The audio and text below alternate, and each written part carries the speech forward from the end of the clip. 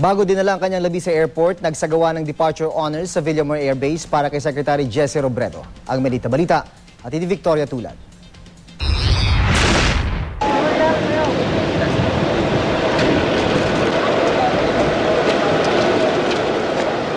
Alas 6 pa lang ng umaga, nakahanda na ang honorary guard sa Kalayaan Grounds ng Villamor Air Base para sa departure honors kay DILG Secretary Jesse Robredo.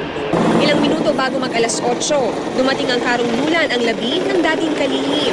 Kasunod na dumating ang kanyang asawang si Lenny at mga anak na sina Aika, Patricia at Jillian. Lahat mga larawan ng katatagan. Simple ngunit makabuluhan ang departure honors sa kalihim.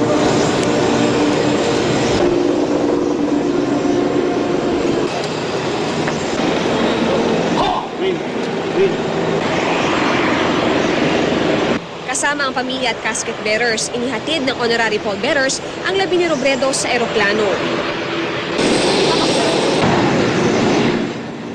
Nagsilbing pallbearers ng Department of Budget and Management Secretary Florencio Abad, Department of Transportation and Communications Secretary Mar Rojas, Congressman Jun Abaya ng Liberal Party, Harvey Ke ng Kaya Natin Movement, Alice Murphy ng Urban Poor Groups at si John De La Cruz, Chief of Staff ni Robredo sa DILG.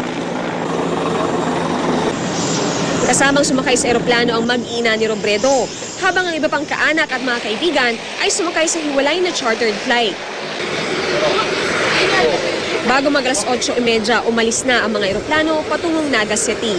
Ayon kay Rojas, tunay na napakalungkot ng mga pangyayari. Sa katapusan, yung pagpapaabot ng pasasalamat sa pamilya niya, sa pagpahiram nila kay Sec Jess, sa gobyerno, sa partido, sa ating mga kababayan. Bagamat sumakabilang buhay na si Robredo, sana'y huwag naman daw malimutan ang kanyang legacy. Yung kanyang buhay, yung kanyang trabaho, nagsisilbing inspirasyon. No?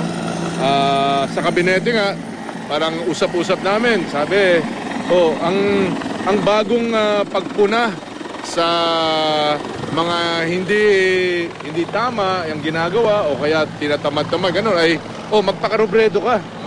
Victoria Tulad, GMA News.